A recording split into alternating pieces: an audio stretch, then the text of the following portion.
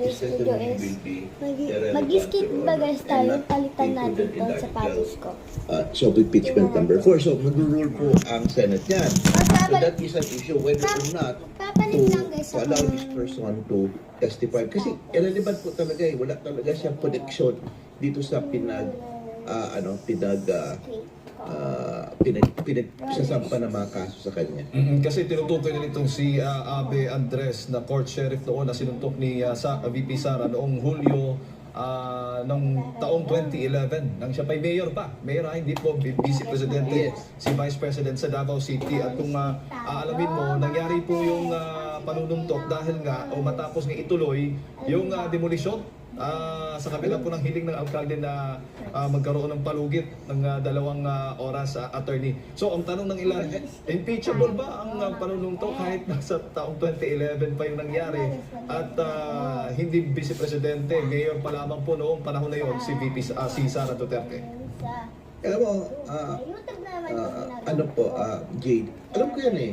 Because I was there at that time and alam ko ang whole story about that, no?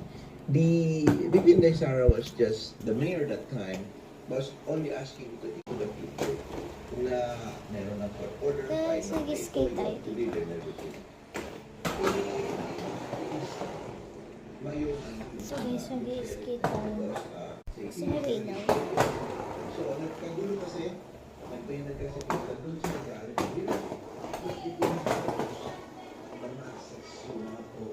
Kasi guys, ito guys. Ito guys, yung sapatos. Ito guys, yung sapatos ko. Di siya roller skate. Ano siya? Wala siyang gulong. Ay! This is roller kaya guys. Or whether or not this is the matter.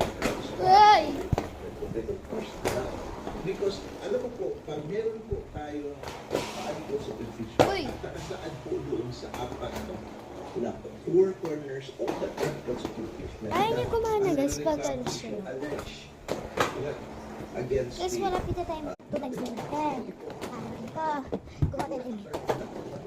It's not loud. Ayaw ko lang minum. Chocolate. Chocolate lang minum. Ano, tayo. Pinag-iwalay ko siya. Kasi kay mami ko, alam niyo ba? Sa akin na lang po kami kay mami down. Hindi tayo guys. Tikman natin. Kung hindi po kami kay mami. Kasi yung iba kami lasa. Malasa siya.